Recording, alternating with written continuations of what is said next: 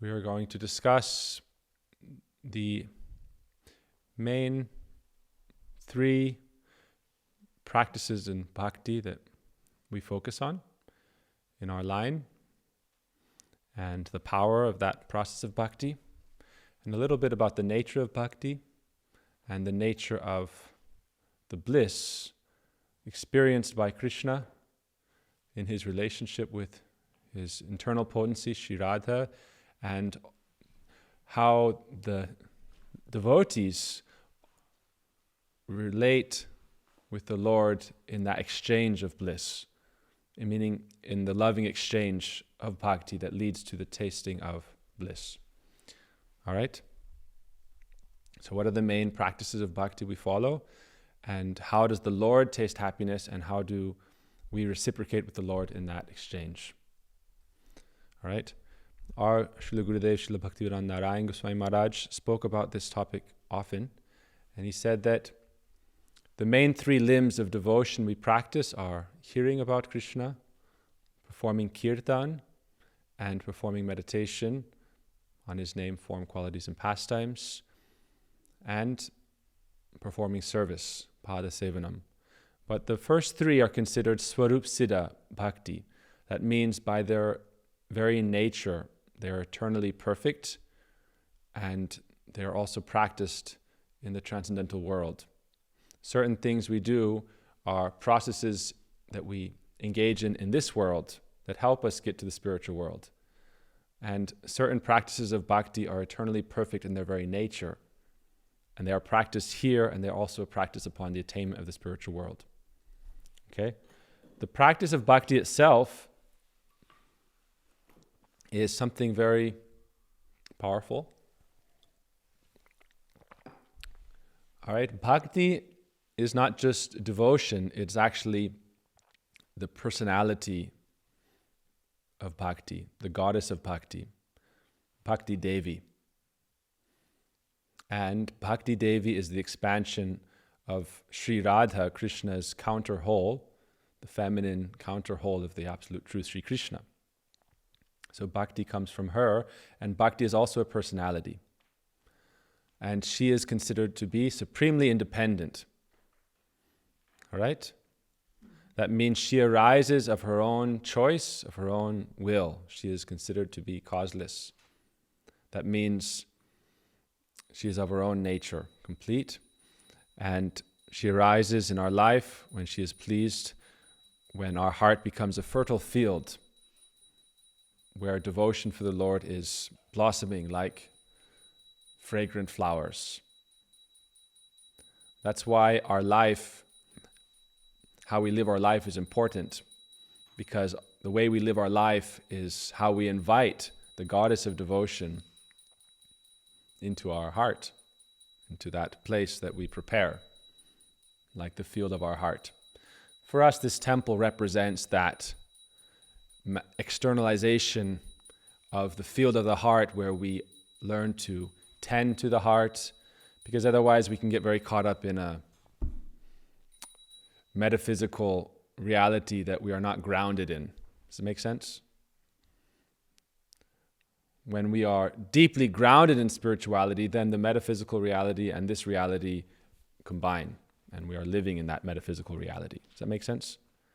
So in the meantime, the temple itself is a manifestation of that field of the heart that we learn to tend.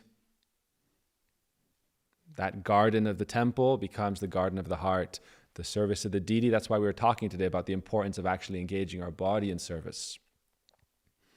Okay? The process of hearing, we use our ears, part of our body. The process of chanting, we use our tongue, the power of our speech. And then we use our mind in meditation. And then service is, again, by our body and by our mind. But we should not forget the service by our body part, right? By our body. There's a song, Manasa Deha Geho, Joki Chumor. Whatever I have, O Lord, my mind, my body, and my possessions, I'll engage in your service. And bhakti is defined as the engagement of the senses in the loving service of the master of the senses, or God. That is bhakti. And so, And yet, that is the activity of Bhakti, but Bhakti is her own potency, her own nature. And she will enter our heart and be present and awaken when she is pleased by our cultivation of our internal environment. And how does that internal environment get cultivated? By tending to our external environment as well. That is the purpose of temple life. All right? The way you clean the kitchen, the way you clean the bathroom, the way you serve the deities, the way you keep the temple clean, the way you care for Tulasi Devi. That's why we serve, for example, Tulsi, the plant. She's very fragile. She's very gentle. If she's not pleased, if you're not caring for her nicely, she will also say, you know what? I'm not necessary here. I'm not wanted here. She is also representing Bhakti Devi, the goddess of devotion. So that's very important for us. As we cultivate that outer environment, we can also learn to tend to our inner environment. That's why it's important to care for the temple with great care, right? And there's a verse about how bhakti can develop, and it says, by association with great devotees who have devotion, and by serving devotees. By these two processes, Bhakti Devi, the goddess of devotion, is very pleased. She's very happy if you associate with more advanced devotees. More advanced does not mean they have, like a military general with more badges, a tenured professor, how many years you've been in the temple. That devotion is its own thing. It can be in a child, it can be in an old man or woman. Bhakti does not see race, Bhakti does not see caste, Bhakti does not see one's gender, one's nationality. Whether you are a Brahmana or a Sudra, labor class, Bhakti does not consider any of these things. This is part of the nature of Bhakti. There's a verse that says, Bhakti is supremely independent. And you may have all good qualities of a Brahmin, which is very exalted, but if you don't have love for the Lord, then those are considered ornaments on a dead body. This is the nature of Bhakti, which is beyond the caste system, and it's equal for all, available for all. So that's the basic premise. But what do we do in the temple? Our primary engagement is to hear the discourses about Sri Krishna, to engage in kirtan. Kirtan has two parts. All right, kirtanam includes one's chanting of japa.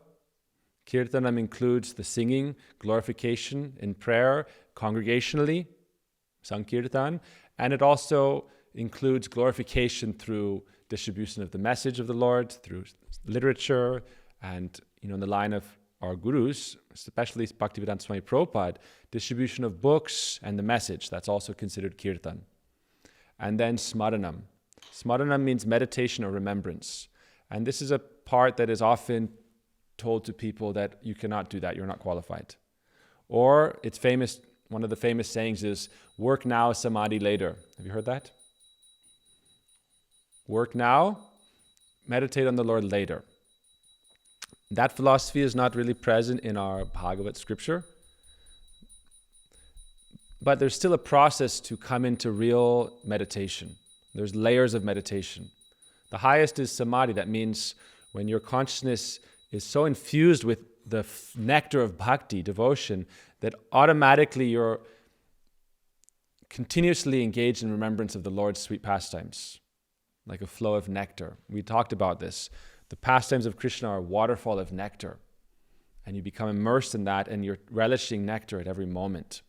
So, Shravanam, Kirtanam, Smaranam, meditation. Meditation has different steps, but it's an important aspect of life. Meditation should be combined with prayer.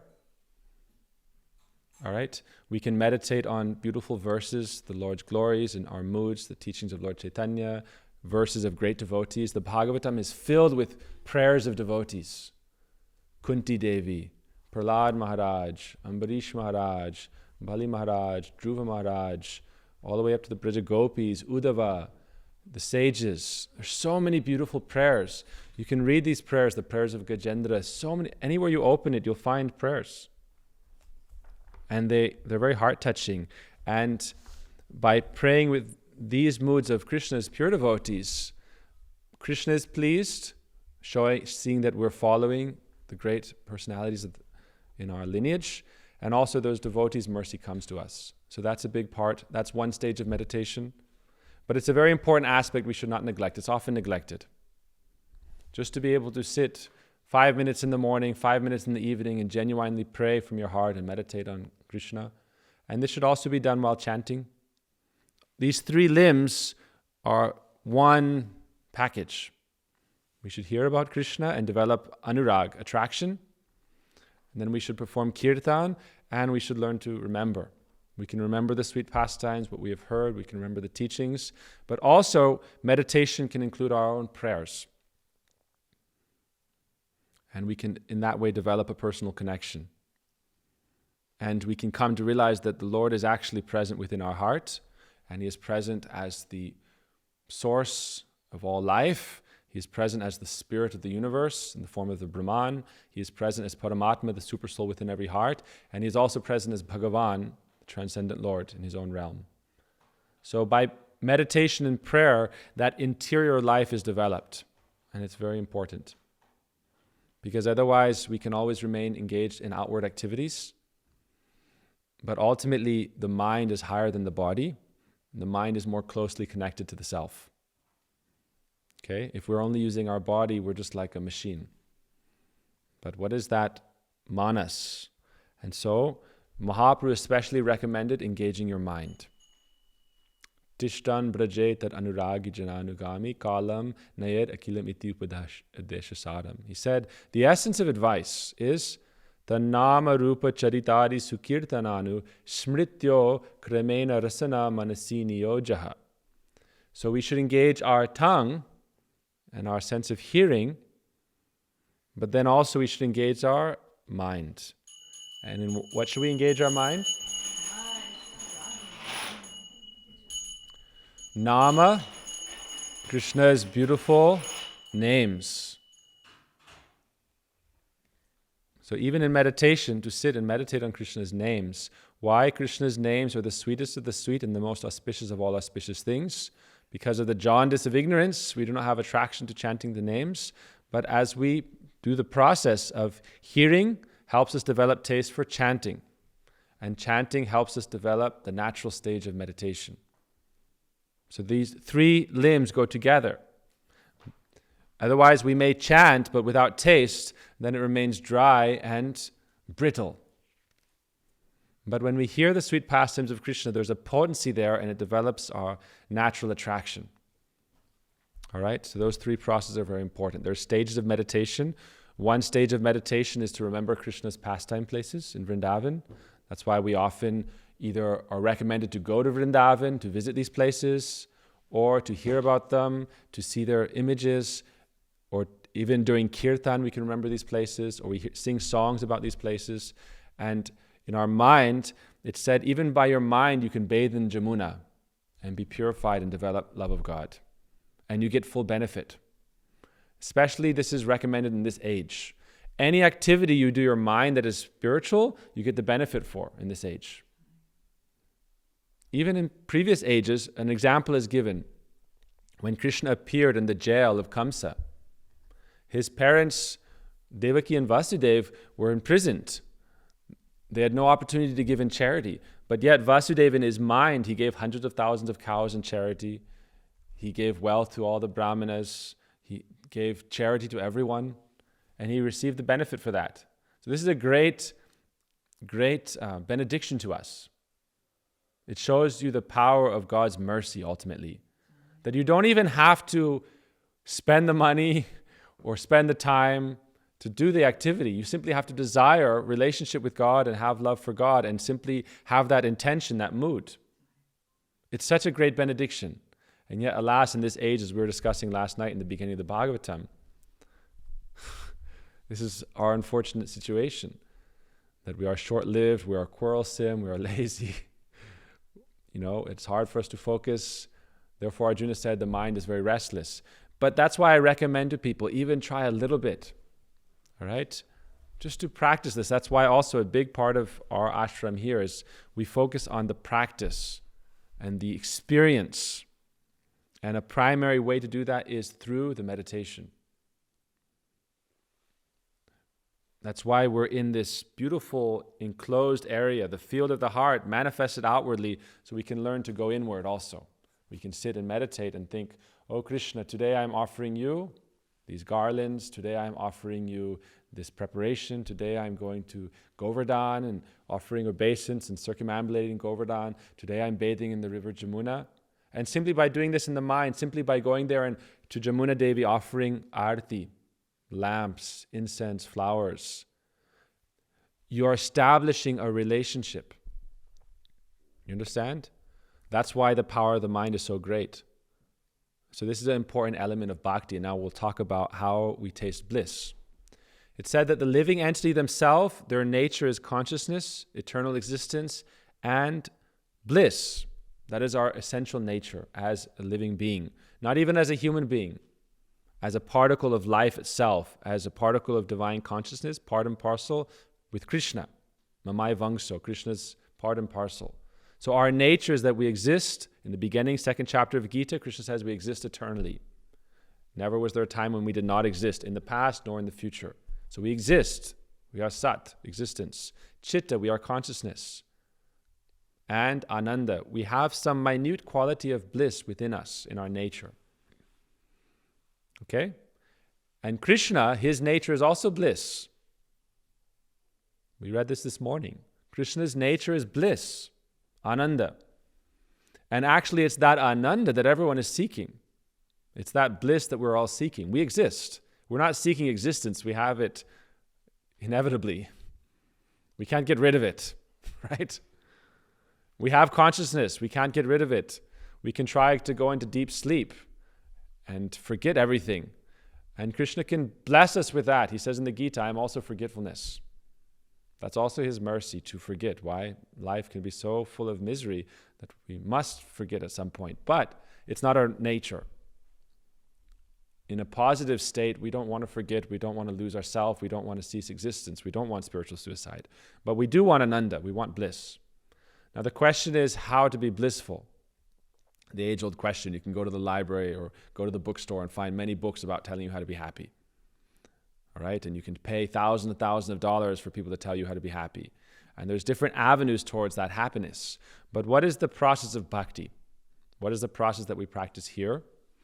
It's a wisdom tradition that leads you to an experience. Bliss is something you feel, not something you intellectualize. So bhakti is a feeling, it's an emotion, it's an exchange, it's also an activity.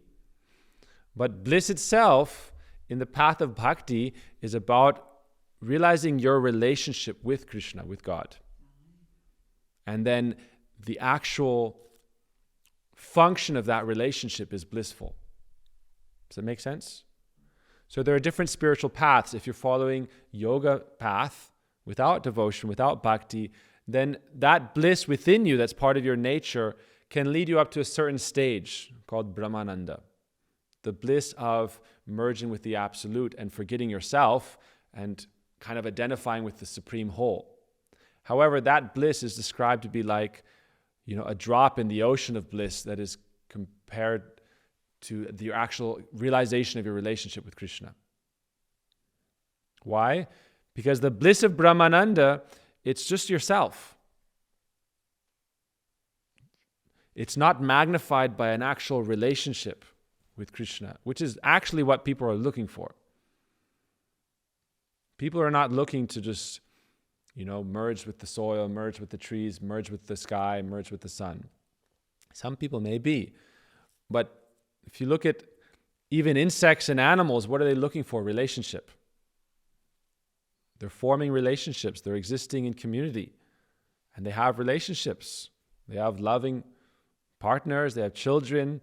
That's the more essential nature of the soul. All right?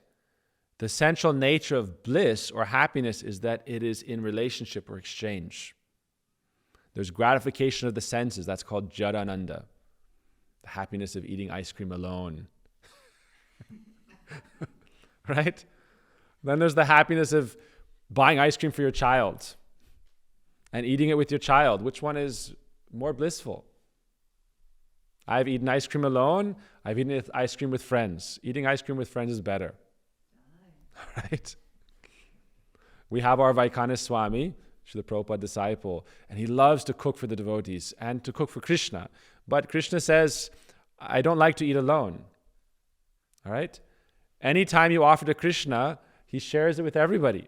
Shares it with all his friends, all the devotees. They went and offered to Govardhan Hill, and then Govardhan magnified the preparations and distributed to everyone. Why? Because bliss and happiness are something that is shared. This is the mystery of bhakti. So that is the case for the soul. You can taste happiness eating ice cream alone. I'm giving a kind of mundane example, but I'm trying to make it relatable. All right? You can experience happiness alone through the senses, or if you want to go higher, in heaven, higher sense enjoyment. Ultimately, you can experience some kind of bliss of peace, equilibrium. That's also a happiness, but it's alone. Brahmananda, you can merge with everything, but then oneness and aloneness is non-different. That's why impersonalism is considered covered Buddhism, which is the philosophy of voidism, which means we all become nothing as a goal, to cease existence. And that is the happiness of the ultimate peace, which is to give up the pursuit of existence itself. We cannot carry the burden of being, and so we just try to, extinguish the candle of our own consciousness. Since that's not possible, we cannot actually cease to exist. The only Vedantic opportunity to cease existence is to merge with all existence and then forget your independent existence and then just be the experience of oneness. Blank. You lose the sense of experiencer from experience. You're just experience itself. That kind of ananda is still alone. All right? So that is in relation to our soul. Bhakti is blissful, but bhakti is bliss in a loving relationship. That's why the process of hearing and doing kirtan and meditation is the best process recommended, because it's the process that most quickly awakens a loving relationship with Krishna. Hearing his sweet pastimes, we develop attraction. Then we hear the importance of the name, and we chant the name, and then we pray and we meditate. This most quickly develops a relationship, and with that relationship, then we perform loving service, because that's the nature of a relationship. All right? There are two kinds of engagement in this world. Engagement by kind of exploiting the environment for your own purposes, or serving those you love and the environment. That is called Dharma. And you are also served by that process. Does it make sense? We are part of the environment, we are part of existence, we are part of the fabric of being. But if we are thinking that everything that there is meant for my enjoyment, then we are misconstruing the nature of reality. We are putting ourselves in the position of God, and everything in existence meant to please ourselves, rather than recognizing that I am finite, particle of consciousness. I also have energy, and the purpose of my being is to serve the tree of existence, watering the roots of the tree, which is God, the center of life, and then all of being is nourished. This is the philosophy of the Bhagavat. I am minute consciousness in service of supreme consciousness, in a relationship with supreme consciousness. When I realize my loving relationship, then I can also transcend dharmic activities and enter the realm of Prema Dharma. All right? Dharma means the innate function of a substance. A microphone has a dharma, is to amplify speech, or to record speech, or transmit speech. Okay? Has its dharma. But is this in love with its dharma? Okay?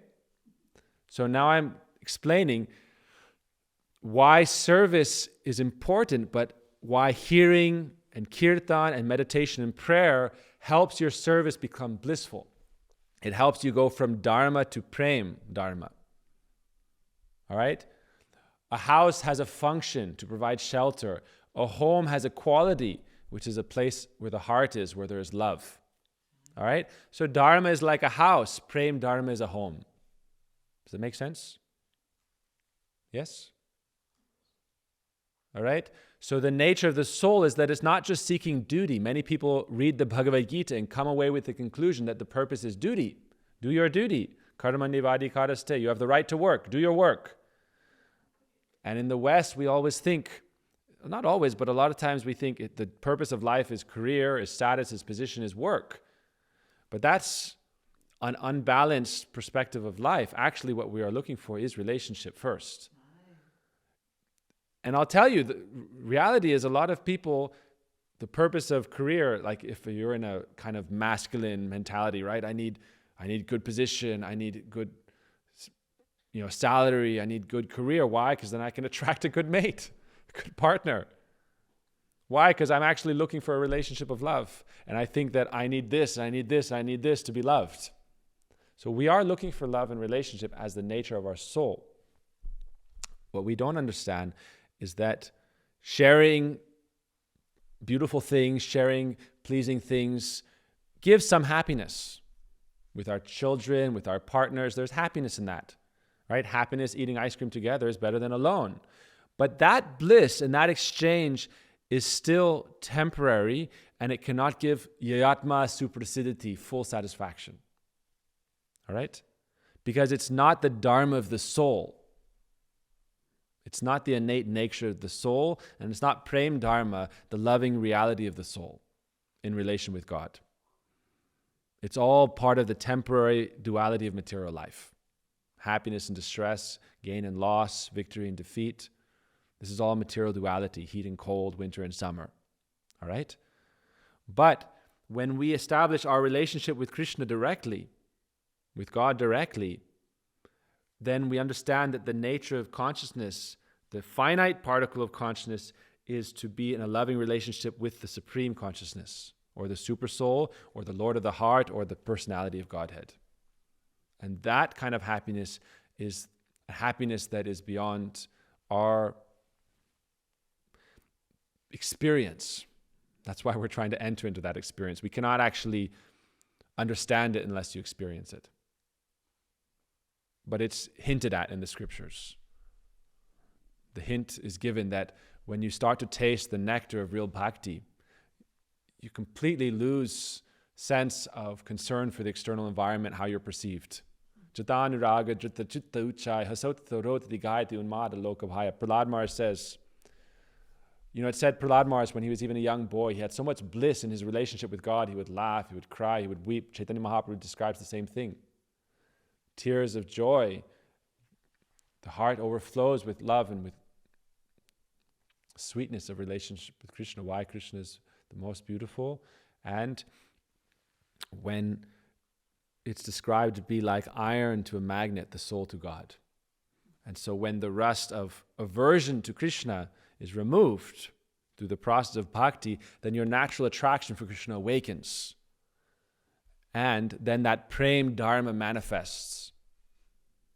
That natural reality of divine love becomes present in your life at every moment. Dharma means the innate nature of a substance. And the soul as a vastu, as an entity, as a being, its nature is love in relationship with God and service. That is its nature. That is giving happiness to Krishna, and that is receiving happiness as the soul. Now there's one more point that's important to make. What is the highest bliss? Exchange with Sri Krishna. Ultimately, that is Krishna's relationship with Sri Radha or with his internal potency. That is the highest expression of bliss. Srimati Radhika is Krishna's Swarup Shakti. That means his own internal potency.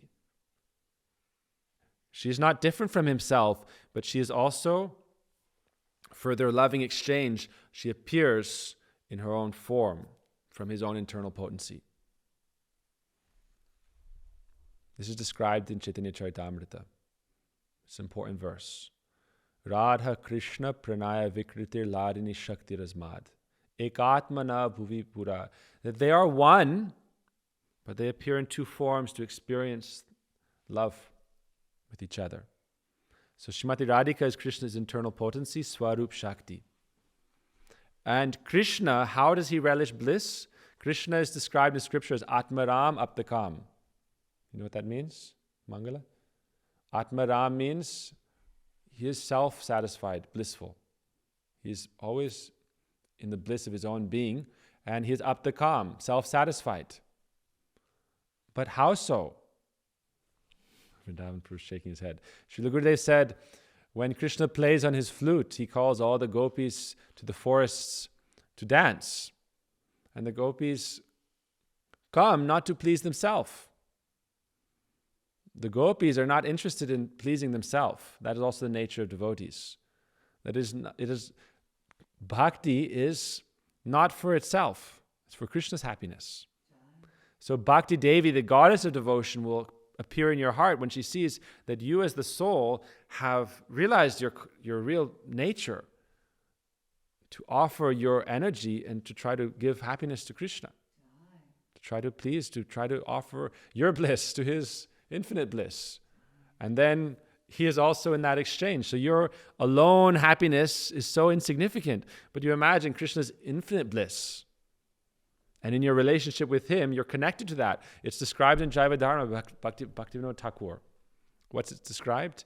That the individual living entity is like a spark of the great fire of being. What can that spark do on its own? But when it's connected to the infinite, then it has infinite capacity. That means it's no longer limited.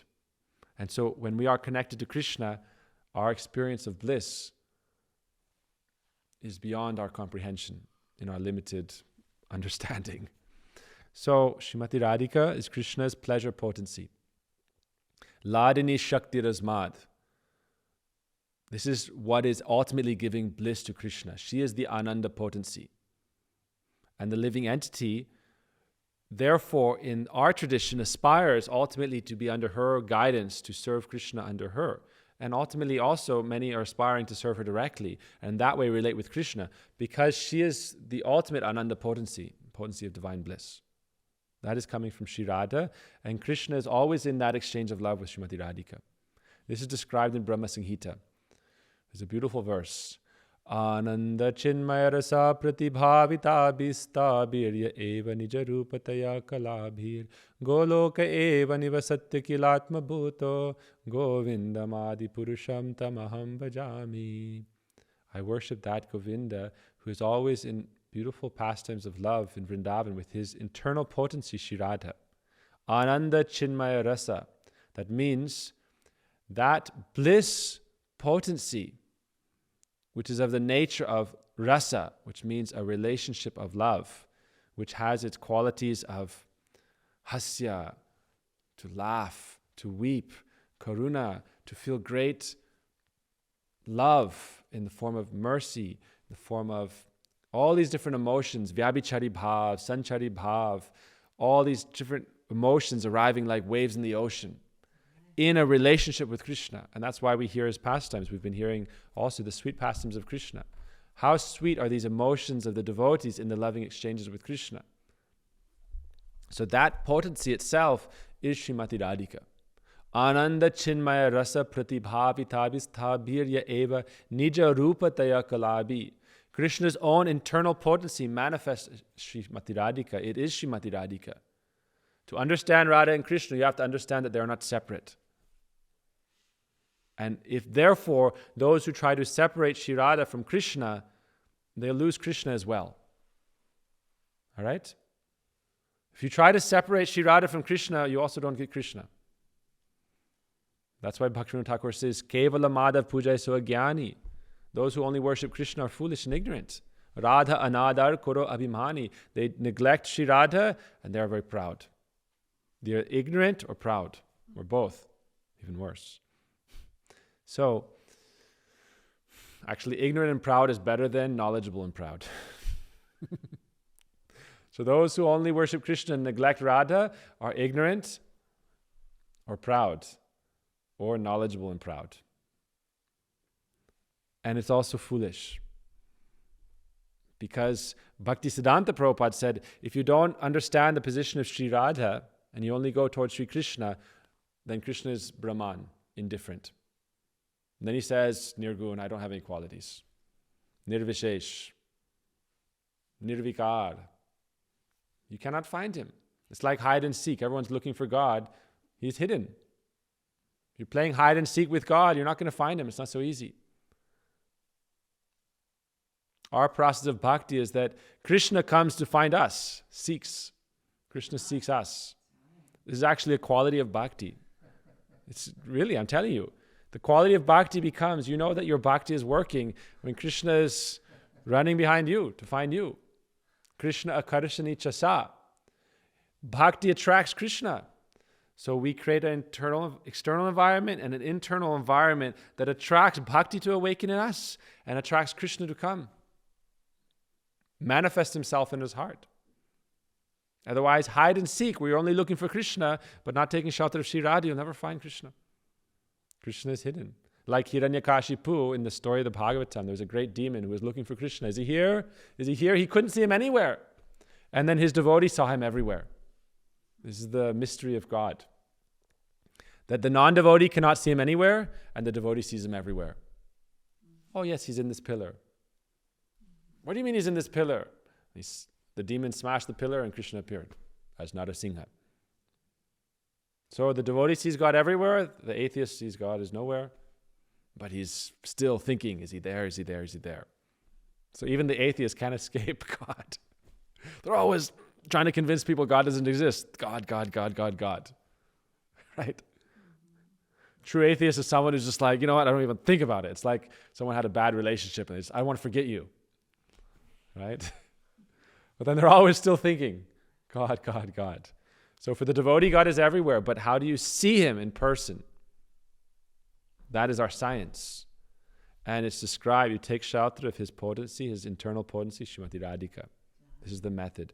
In this age, we're very fortunate that he came together as one, as Lord Chaitanya. That's why when we were reading the Bhagavatam, last night we said, you know what, the beauty of our life is that our life is actually very easy. Because this age, it's very difficult, and so they had to make it easy. Our life as devotees is very easy. Other processes are very hard. In the Gita, Krishna says, the slightest amount of bhakti is never lost. It's imperishable, akshay. You can never lose the slightest amount of bhakti. It stays with you. You can never lose your spiritual bank balance. You cannot even spend it. It's always accumulating, compounding interest. Any bhakti you do, worship of Tulsi, following one Ekadashi, going to one Arati, staying one night in a holy place or in a temple, you can never lose that. Other processes, you give up the process, you have to start from scratch over and over and over again. But bhakti is so powerful in this age especially, simply by chanting Krishna's name. It said even joking, even in a mocking way, the power of bhakti is so great that Krishna himself can reveal himself to you. That's the power of bhakti. But what is our desire? What do we want? So we are reading the Bhagavatam, and it describes so many processes. But in the beginning of the Bhagavatam, Bhaktivedanta Swami Prabhupada wrote 30 pages about Lord Chaitanya. And Radha Krishna came together as Lord Chaitanya. So they are one, they appear as two, and then in this age they come again as one. Therefore, he is described to be the incarnation of the highest mercy, Karuna Avatirna Kalo. So our process is very simple. That's why Swami Prabhupada came to the West. He had a few copies of the Bhagavatam, first cantos, and the equivalent of $8. And at first he went to this Ananda ashram near us. He went to the Ananda ashram and he stayed there and taught there for some days. He went to Pennsylvania, to a home there, Butler, Pennsylvania. He was in Boston for a short time. He was in New York for a short time. And he thought, on the pier, Boston Harbor, he was praying, why have you brought me here, Krishna? And he was looking at this metropolis, Maya metropolis. The epitome of the endeavor to enjoy the senses. Right? The concentrated effort of the human hubris to try to enjoy. And then the action of the demons to try to extract as much energy out of people as possible and to continue their enslavement by drip feeding them enjoyment. And that's going on in the world, in all these big cities and everywhere. Doesn't matter, big city, small city, town, village, rural, suburb, doesn't matter. That's the nature of this age. So he saw, what can I do? What is the method? We started talking about this last night. Because if you read the scriptures, there's 1,000 different methodologies given. All right? What you can do if you like, you can surround yourself with fire in the summer and pray and meditate and fast. You can stand up to the neck in ice in the winter and try to gain enlightenment by this process. You can gain enlightenment, but what are you going to do with it? Right? You can have a flashlight with 1,000 watts. What are you going to look at? You cannot see God without devotion. We also heard this morning. Bhakti evam darshayati. Bhakti is what enables you to see God and attract God and have his relationship with God that is loving, that is sweet. And so actually in many places of the Bhagavatam, it's described. Krishna himself says in many places, actually it's better to hear about me, to chant, do kirtan, to see my deity, to be with holy people, and in that way develop devotion. Then when you see me, you have a relationship of love. Because that's up to us. We have free will. Love for God is not something forced upon you, but yet it's the most joyful thing. It's the most blissful thing. Krishna has his relationship of love with Srimati Radhika and with his devotees. And we are invited into that participation of his lila, of his pastimes. And it's the most blissful thing. But unless you desire it, you cannot be forced it. Okay?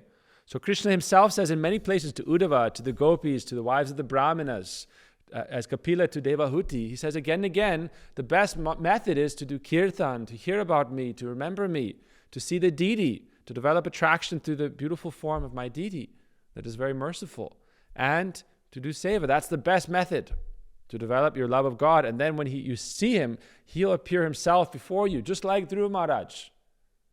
Dhruva Maharaj did not try to go to the spiritual planet to see Krishna. He simply sat and meditated. And after 6 months, Krishna himself appeared before him. So this is hide and seek. No, sit down and seek. All right? Shravanam, Kirtanam, Smaranam, hearing, chanting, and meditation. This is the same method the gopis performed. The gopis were searching for Krishna when he hid him from them in the rasa dance. They were searching here and there. Are you here? Are you here? Are you here? Krishna, Krishna. Nothing. Could not find him. It's when they sat down under the guidance of Srimati Radhika, accepting her position and accepting their position in relation with Krishna. And it said even when the soul achieves perfection in spiritual form in the spiritual world, still we come under the guidance of Krishna's eternal associates, because that's ultimately how we relate with Krishna. I've spoken about this before. It's an important point. All right? Don't think that you can be born in the spiritual world and kind of push everyone out of the way and just be with God. All right? Who's this Mother Yashoda? Who's this Radharani? Who's Sridham Subham? Who are these cows? Krishna, don't go. You know what, Krishna? Every day you're going on these cows and calves, just be with me. And every day you're feeding butter to the monkeys. Move those out of the way also. No monkeys, no cows, no cowherd boys, no gopis, no forest of Vrindavan, no parrots, no peacocks. Krishna, why are you wearing this peacock feather? Today, you should wear jeans and hold a cell phone.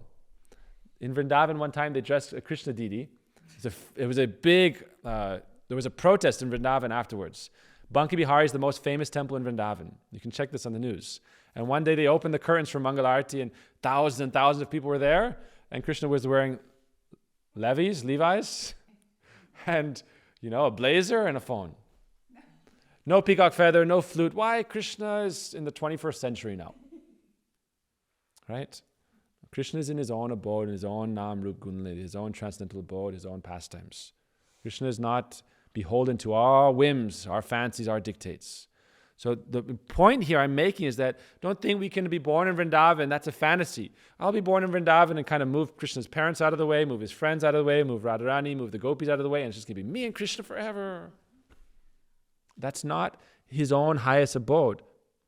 Better go to Brahma Nirvana, better go to Vaikuntha planet. There's other forms of liberation that you can experience. One form of liberation is to have your own planet like Krishna's. Be your own Krishna. Have your own planet like Krishna. Have your own associates. Be in love with yourself. And make everyone serve you. Or be near Krishna. But Goloka Vrindavan, which is what we aspire for, is where we are in relation with Krishna and his entire family of eternal associates.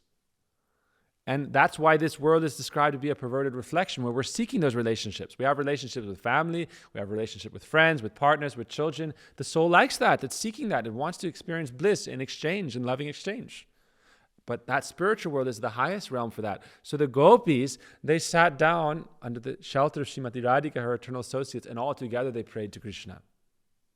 Jayati Tedikam Janamana Vraja Shrayata Indira Saswaratrahi Dhaita Drishyatam Dikshutavakas Tvaidrita Shavas Tam Vichindate. The Gopi Geet. They prayed to Krishna. They meditated on Krishna. They wept for Krishna. Krishna, by the 19th verse, he appeared. Didn't take long. After 10 minutes, he appeared. Sadhuhasaye sadhujat tavakatamritam. One after another. Chalasiyad brajak dina parikshaye patitutanvaya. Right? And then yate sujata charanam puruhastaneshu pita sanai paridata karsheshu tena tavim yatasitat tatate kaktim shit kurpadi bhir bhavatitir bhavakim. Right? Then what happened? Krishna tasam avira bitshurai smayamana mukambuja pitambara dharashragvi shakshan manmata manmata. That Cupid of all Cupids, the attractor of love himself, was attracted by the devotion and the prayers of his associates, the gopis. And this rasa dance pastime is so important. It's considered to be the life essence of the Bhagavatam. Why? Because it's showing us the best method to develop our relationship of love with Krishna. Come under guidance of his eternal associates and performing that highest kirtan. Therefore, Uddhava himself, the disciple of Brihaspati, the guru of the demigods, came and said what? Vande nanda vrajastrinam padarinam abhikshnasaya samharikatod gitam punati bhuvanatrayam. That the gopis' prayers to Krishna purifies the three worlds because they have that spotless love. Giving up everything else and simply thinking, I will serve Krishna. Hrishikena Hrishikesha Sevanam Bhakti Ruchite. I will endeavor to please Krishna with my body, mind, and senses. So this is the method of bhakti. Now, to finish, we take shelter of Lord Chaitanya, and this process is very simple. We all come together, we sit and we pray and we chant. Swami Prabhupada, what did he do? How will I convince them? And he understood, actually, it's not a process of convincing anyone of anything. It's not about convincing. That's why we hear, we chant, we meditate, but it's not by this that anyone is convinced. It's not about convincing. You can awaken some degree of faith by powerful, forceful preaching that's described in the scripture. But really, it's a transformation of the heart through the potency of the names of Krishna himself. And also in the soul, when you are eager for that, when there's a receptivity, when that desire is starting to awaken through accumulated sukriti. Bhaktistu bhagavad bhakta sangena parijayate satsagna prapyate pumbi sukriti purva sanchitai. By doing spiritual activities, by doing pious activities, somehow you get a chance to serve a sadhu, and by that you get bhakti unmukhi sukriti, devotional merits that helps you develop that love for Krishna. And then you hear the powerful sound vibration coming from the devotees. So what did Swami Prabhupada do?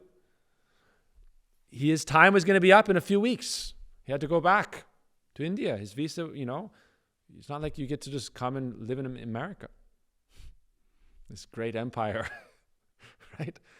He was going to have to leave. What did he do? He simply sat down under a tree with a pair of kartals and began chanting. Who did he pray to? Tell me, who was he praying to? He chanted, Shri Krishna Chaitanya Prabho Nityananda Shri Advaita Gadadhar Shri Vasadi Gaura Bhakta Vrinda Hare Krishna Krishna Krishna Hare Hare Hare Rama Rama Rama Hare Hare. Again he prayed, closed his eyes, understanding that everything is up to God. God is the controller, God is the master. I am small, I am insignificant. Krishna, everything is by your will. I am your puppet in your hands. Make me dance as you like me to dance. He closed his eyes and he chanted, and then everyone began dancing, offering him liquor.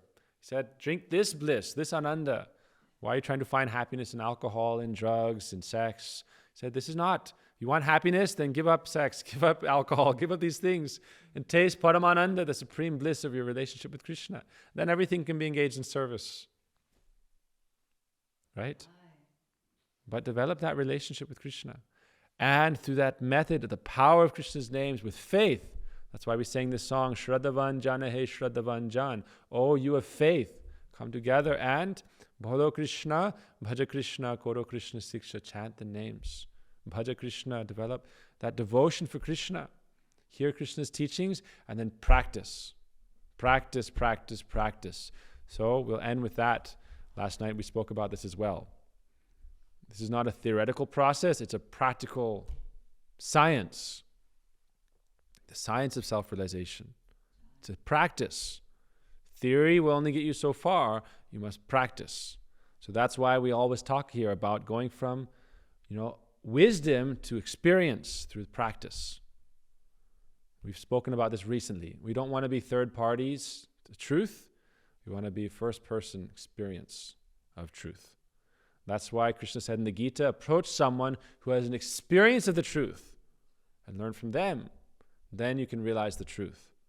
Otherwise, people can tell you about the truth forever. You can hear about the truth forever. But there's an important verse. Nayamatma balahinena labhya namedaya nabhuna shrutena. Not by your intelligence, not by study, not by hearing is Krishna revealed. By he whom he desires to reveal himself to that person he's revealed. So that's why we've discussed making an environment where Bhakti Devi will manifest, making an environment where Krishna will want to come and be there, where devotees will want to be there. That is our process. That's why bhakti is very simple. Bhakti evam nayati, bhakti vasa purusha, bhakti evam darshayati. Bhakti gives you the power to conquer the unconquerable Lord simply by the act of devotion, by this genuine love for Krishna. Krishna appears. And that's why we take shelter of our Guru Varga. We see Swami Prabhupada create a worldwide mission simply by that power of faith in Krishna, faith in Lord Chaitanya, faith in Lord Nityananda, and connection, faith in his Guru, and his connection in the order of his Guru. That all power is present there in the order of the Guru. Bhaktisiddhanta Prabhupada told him one time, you should preach throughout the world in the Western countries in the English language.